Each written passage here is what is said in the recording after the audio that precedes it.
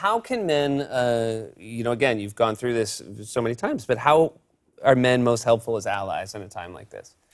Well, I think it's even more helpful to realize men's stake in it, because actually, if you look at the cause of male deaths, speeding and violence, and you add them all up, the women's movement and the dissolution of gender roles means that you would have about 5 more years of life to live. This is not bad. Yeah. Who else can make that offer?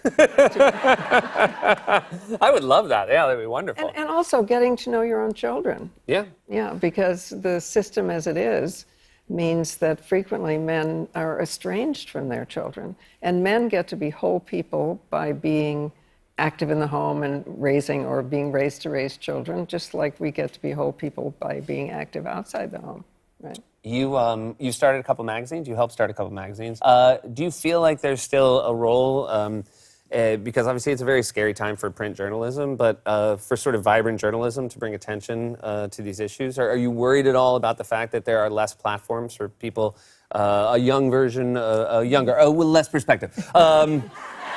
But somebody starting out their career now, do you feel like there are enough ways for them to have the impact that you have? Yes, because online, is huge, right. and magazines are still very important. But what worries me more is the lack of fact-checking. Mm-hmm.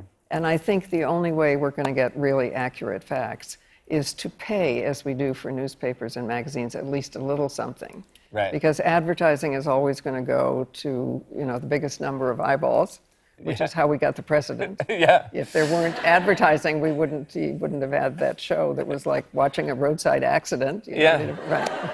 And it's very nice, because the one thing about roadside accidents is they don't show commercials during them, which is very nice. You make this very interesting observation in the book that men have an issue with women in power because it brings them back to their childhood. Because often the last time they saw a woman of authority was school, when they were very young. No, I think as long as we're all raised by women too, but women, we have, of course, a little self-correction because we realize we can do other things. But for men, I think really the last time they saw an authoritative woman, really an authority over them, they were a child. And they feel regressed when they see it. I mean, otherwise I can't explain why my grown-up male journalist friends say things like, I cross my legs whenever I see Hillary Clinton. What is that about?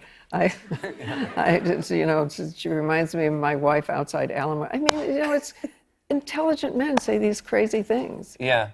Maybe we're just not that intelligent. No, I'm not going there. We're all intelligent. Right? Do you, seeing this field of candidates, obviously it's a very diverse field right now. There's a lot of candidates. Are you optimistic moving forward? How do you feel? Yeah, I am optimistic. It is the most diverse field of candidates. And my position is I would work my heart out for any one of them. Yeah. It's character that matters. And they all have so much better character. Right? Yeah.